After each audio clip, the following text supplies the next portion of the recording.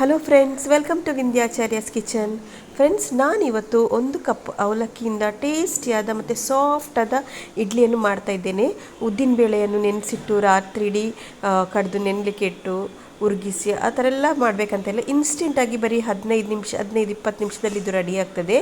ಮಾಡಲಿಕ್ಕೆ ತುಂಬ ಸುಲಭ ಮತ್ತು ನಿಜ ನಾವು ಉದ್ದಿನಬೇಳೆದು ಹೇಗೆ ನೆನೆಸೆಲ್ಲ ಇಡ್ಲಿ ಮಾಡ್ತೇವಲ್ಲ ಅಷ್ಟೇ ಟೇಸ್ಟ್ ಇರ್ತದೆ ಮತ್ತು ತುಂಬ ಸಾಫ್ಟಾಗಿ ಕೂಡ ಇರ್ತದೆ. ಈ ಸಾಫ್ಟಾದ ಟೇಸ್ಟಿಯಾದ ಇಡ್ಲಿಯನ್ನು ಹೇಗೆ ಮಾಡೋದಂತ ನೋಡ್ಕೊಂಡು ಬರುವ. ಮಕ್ಕಳಿಗೆ ಸ್ಕೂಲಿಗೆ ಹೋಗ್ಲಿಕ್ಕೆಲ್ಲ ಇರುವಾಗ ಅಂದರೆ ಇನ್ಸ್ಟೆಂಟಾಗಿ ಏನಾದರೂ ತಿಂಡಿ ಮಾಡಬೇಕಂದ್ರೆ ಇದನ್ನು ನೀವು ಮಾಡ್ಕೊಳ್ಬೋದು. ಈಗ ಇದನ್ನು ಹೇಗೆ ಮಾಡೋದಂತ ನೋಡ್ಕೊಂಡು ಬರುವ. ಅದಕ್ಕಿಂತ ಮೊದಲು ನೀವು ನನ್ನ ಚಾನಲ್ಗೆ ಹೊಸಬರಾಗಿದ್ದರೆ ಅಥವಾ ಚಾನಲನ್ನು ಸಬ್ಸ್ಕ್ರೈಬ್ ಮಾಡದೆ ನೋಡ್ತಾ ಇದ್ದರೆ ಪ್ಲೀಸ್ ಚಾನಲನ್ನು ಸಬ್ಸ್ಕ್ರೈಬ್ ಮಾಡಿ. ಫ್ರೆಂಡ್ಸ್, ನಾನಿಲ್ಲಿ ಒಂದು ಅಗಲವಾದ ಬೌಲನ್ನು ತಗೊಂಡಿದ್ದೇನೆ. ಇಲ್ಲಿ ನಾನು ಅವಲಕ್ಕಿಯನ್ನು ತಗೊಂಡಿದ್ದೇನೆ. ಇಲ್ಲಿ ನಾನು ದಪ್ಪ ಅವಲಕ್ಕಿಯನ್ನು ತಗೊಂಡಿದ್ದೇನೆ. 2 ಕಪ್ನಷ್ಟು ಅವಲಕ್ಕಿಯನ್ನು ತಗೊಂಡಿದ್ದೇನೆ. ಈಗ ಅವಲಕ್ಕಿಗೆ ನೀರು ಹಾಕಿ ಒಂದು ಸಲ ಚೆನ್ನಾಗಿ ಇದನ್ನು ತೊಳ್ಕೊಳ್ತೇನೆ.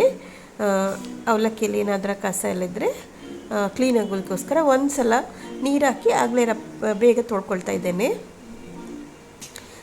ತೊಳ್ಕೊಂಡ ನಂತರ ಒಂದು 5 ನಿಮಿಷ ಇದನ್ನು ನೆನೆಸಿಟ್ಟಿದ್ದೇನೆ. ನೋಡಿ, 5 ನಿಮಿಷದಲ್ಲಿ ಚೆನ್ನಾಗಿ ನೆಂದು ಸಾಫ್ಟ್ ಆಗಿದೆ.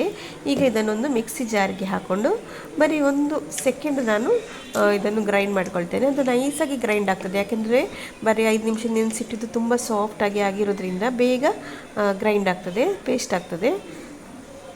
ನೋಡಿ, ಈ ಥರ ನೈಸಾಗಿ ನಾನು ಪೇಸ್ಟ್ ಮಾಡ್ಕೊಂಡಿದ್ದೇನೆ. ಈಗ ಇದನ್ನು ಈ ಬೌಲಿಗೆ ಹಾಕ್ಕೊಳ್ತಾ ಇದ್ದೇನೆ.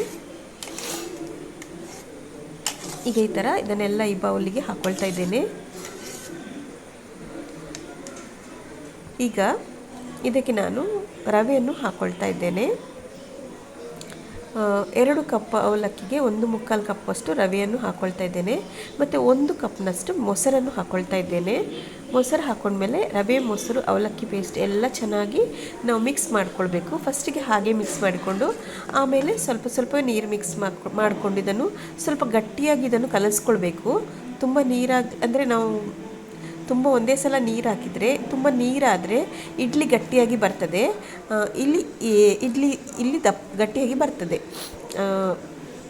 ಇಲ್ಲಿ ರವೆ ಉಂಟಲ್ಲ, ರವೆ ನೀರಲ್ಲಿ ನೆಂದು ದಪ್ಪ ಆಗ್ತದೆ. ಆದರೂ ನಾವು ಸ್ವಲ್ಪ ಫಸ್ಟಿಗೆ ನೀರು ಕಡಿಮೆವೇ ಹಾಕ್ಕೊಂಡ್ರೆ ಒಳ್ಳೆಯದು. ತುಂಬ ನೀರಾದರೆ ಅಷ್ಟು ಚೆನ್ನಾಗಿ ಬರೋದಿಲ್ಲ. ಅದಕ್ಕೋಸ್ಕರ ಈಗ ಇದನ್ನು ಚೆನ್ನಾಗಿ ನಾನು ಕಲಸ್ಕೊಳ್ತಾ ಇದ್ದೇನೆ. ನಾನು ಯಾವ ಕಪ್ಪಲ್ಲಿ ರವೆ ಮತ್ತು ಅವಲಕ್ಕಿಯನ್ನು ಹಾಕ್ಕೊಂಡೆ ಅದೇ ಕಪ್ನಲ್ಲಿ 3/4 ಕಪ್ನಷ್ಟು ನೀರನ್ನು ಹಾಕ್ಕೊಂಡಿದ್ದೇನೆ. ನೋಡಿ, ಇದು ಚೆನ್ನಾಗಿ ಕಲಸ್ಕೊಂಡಿದ್ದೇನೆ. ಏನು ಗಂಟುಗಳೆಲ್ಲ ಏನಿಲ್ಲ, ಚೆನ್ನಾಗಿ ಕಲಿಸ್ಕೊಂಡಿದ್ದೇನೆ. ಉಪ್ಪು ಹೀಗೆ ಹಾಕ್ಕೊಳ್ಳೋದಿಲ್ಲ. ಉಪ್ಪು ಫಸ್ಟಿಗೆ ಹಾಕಿದರೆ ಅದು ಫರ್ಮೆಂಟೇಷನ್ ಸ್ವಲ್ಪ ಸ್ಲೋ ಆಗ್ತದೆ. ಅದಕ್ಕೋಸ್ಕರ ಉಪ್ಪನ್ನು ಆಮೇಲೆ ಹಾಕ್ಕೊಳ್ತೇನೆ. ಈಗ ಇದನ್ನೊಂದು 1/4 ಗಂಟೆ ಮುಚ್ಚಿಟ್ಟಿದ್ದೆ ನಾನು. ಈಗ 1/4 ಗಂಟೆ ಆಗಿದೆ. ಓಪನ್ ಮಾಡ್ತಾ ಇದ್ದೇನೆ. ರವೆ ನೋಡಿ, ರವೆ ಎಲ್ಲ ಸ್ವಲ್ಪ ದಪ್ಪ ಆಗಿದೆ ನೀರಲ್ಲಿ ನೆಂದು. ಮತ್ತು ನಾವು ಮಾಡಿದ ಹಿಟ್ಟು ಸ್ವಲ್ಪ ಗಟ್ಟಿಯಾಗಿದೆ. ಇಷ್ಟು ಕರೆಕ್ಟಾಗಿದೆ, ಈ ಕನ್ಸಿಸ್ಟೆನ್ಸಿ ಕರೆಕ್ಟಾಗಿದೆ. ಯಾಕೆಂದರೆ ಇದಕ್ಕೆ ನೀರು ಮಾಡಲಿಕ್ಕಿಲ್ಲ. ಈಗ ಇದಕ್ಕೆ ನಾನು ರುಚಿಗೆ ತಕ್ಕಷ್ಟು ಉಪ್ಪನ್ನು ಹಾಕ್ಕೊಳ್ತಾ ಇದ್ದೇನೆ. ಉಪ್ಪನ್ನು ಹಾಕ್ಕೊಂಡು ಇದನ್ನು ಚೆನ್ನಾಗಿ ಕಲಸ್ಕೊಳ್ತೇನೆ. ಉಪ್ಪನ್ನು ಹಾಕಿ ಚೆನ್ನಾಗಿ ಕಲಸಿಕೊಂಡ ನಂತರ ನೋಡಿ, ಈಗ ಚೆನ್ನಾಗಿ ಕಲಸ್ಕೊಂಡಿದ್ದೇನೆ. ಈಗ ಇದಕ್ಕೆ ನಾನು ಒಂದು ಈನೋವನ್ನು ಹಾಕ್ಕೊಂಡಿದ್ದೇನೆ. ಇಲ್ಲಿ ನಾನು ಲೆಮನ್ ಫ್ಲೇವರಿದ್ದು ಈನೋವನ್ನು ಹಾಕ್ಕೊಂಡಿದ್ದೇನೆ. 1 ಪ್ಯಾಕೆಟ್ ಫುಲ್ ಹಾಕ್ಕೊಂಡಿದ್ದೇನೆ ನಾನು ಈನೋವನ್ನು. ಇದಕ್ಕೆ ಇನ್ನೂ ಆ್ಯಕ್ಟಿವೇಟ್ ಆಗಲಿಕ್ಕೆ ಸ್ವಲ್ಪ ಅದರ ಮೇಲ್ಗಡೆ ನೀರು ಹಾಕ್ಕೊಂಡಿದ್ದೇನೆ. 1 ಸ್ಪೂನ್ನಷ್ಟು ನೀರನ್ನು ಅದನ್ನು ಹಾಕ್ಕೊಂಡು ಒಂದೇ ಡೈರೆಕ್ಷನಲ್ಲಿ ಈ ಥರ ನಾನು ತಿರುಗಿಸ್ಕೊಂಡು ಬರ್ತಾ ಇದ್ದೇನೆ. ಈ ಥರ ನಾವು ಒಂದೇ ಡೈರೆಕ್ಷನಲ್ಲಿ ಈನು ಕರೆಕ್ಟಾಗಿ ಎಲ್ಲ ಹಿಟ್ಟಿಗೆಲ್ಲ ಮಿಕ್ಸ್ ಆಗಬೇಕು. ಆ ಥರ ಚೆನ್ನಾಗಿ ನಾವು ಕಲಿಸ್ಕೊಳ್ಬೇಕು. ನೋಡಿ, ಈಗ ಹಿಟ್ಟು ಸ್ವಲ್ಪ ಹಗುರಾದಾಗೆ ಆಗ್ತಾ ಉಂಟು ಮತ್ತು ಸ್ವಲ್ಪ ಜಾಸ್ತಿ ಆದಾಗೆ ಅನ್ನಿಸ್ತಾ ಉಂಟು. ನಾವು ಇಡ್ಲಿ ಎಲ್ಲ ಹೇಗೆ ಉರುಗ್ತದೆ ಆ ಥರ ಉರುಗಿದಾಗೆ ಇದು ಕಾಣ್ತಾ ಉಂಟು. ಈ ಥರ ಆಗಬೇಕು. ಇದು ಚೆನ್ನಾಗಿ ಮಿಕ್ಸ್ ಮಾಡಿಕೊಂಡು ಆಗಲೇ ಹಾಕ್ಕೊಳ್ಬೇಕು ನಾವು. ಇದನ್ನು ಮತ್ತೆ ತುಂಬ ಹೊತ್ತು ಇಡಲಿಕ್ಕಿಲ್ಲ. ಈ ಥರ ಕರೆಕ್ಟಾಗಿ ನಾವು ಮಿಕ್ಸ್ ಮಾಡಬೇಕು. ನೋಡಿ, ಹಗೂರಾಯಿತು. ನಾವು ಇಡ್ಲಿದು ಹಿಟ್ಟೆಲ್ಲ ಹೇಗೆ ಆಗ್ತದೆ ಅದೇ ಥರ ಹಗೂರಾಗಿದೆ. ಈಗ ಇದನ್ನು ಬದಿಗಿಟ್ಕೊಂಡು ನಾನಿಲ್ಲಿ ಇಡ್ಲಿದು ಪ್ಲೇಟಿಗೆಲ್ಲ ಎಣ್ಣೆ ಹಾಕ್ಕೊಳ್ತಾ ಇದ್ದೇನೆ. ಕೊಕೊನಟ್ ಆಯಿಲನ್ನು ಹಾಕ್ಕೊಳ್ತಾ ಇದ್ದೇನೆ. ನೀವು ಬೇಕಾದರೆ ರಿಫೈನ್ಡ್ ಆಯಿಲ್ ಬೇಕಾದ್ರೂ ಹಾಕ್ಕೊಳ್ಬೋದು. ತೆಂಗಿನ ಎಣ್ಣೆ ಹಾಕ್ಕೊಂಡ್ಮೇಲೆ ಫಾಸ್ಟಾಗಿ ನಾನು ಈ ಹಿಟ್ಟನ್ನೆಲ್ಲ ಇದಕ್ಕೆ ಹಾಕ್ಕೊಳ್ತೇನೆ.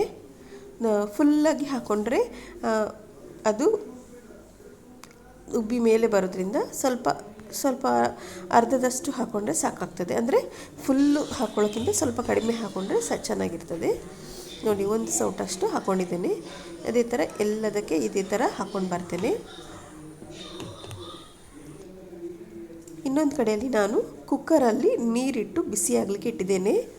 ಇದು ಸ್ವಲ್ಪ ಮೊದಲೇ ಬಿಸಿಯಾಗಿದ್ದರೆ ನಮಗೆ ಇಡ್ಲಿ ಚೆನ್ನಾಗಿ ಬರ್ತದೆ. ಅದಕ್ಕೋಸ್ಕರ ನಾನಿಲ್ಲಿ ಕುಕ್ಕರಲ್ಲಿ ಮಾಡ್ಕೊಳ್ಳೋದು ಇರೋದ್ರಿಂದ ಕುಕ್ಕರಿಗೆ 1-2 ಲೋಟದಷ್ಟು ನೀರು ಹಾಕಿ ಈ ಥರ ಒಂದು ಸ್ಟ್ಯಾಂಡ್ ಇಟ್ಟು ಅದರ ಮೇಲೆ ಈ ಇಡ್ಲಿ ಸ್ಟ್ಯಾಂಡನ್ನು ಇಟ್ಕೊಳ್ತಾ ಇದ್ದೇನೆ.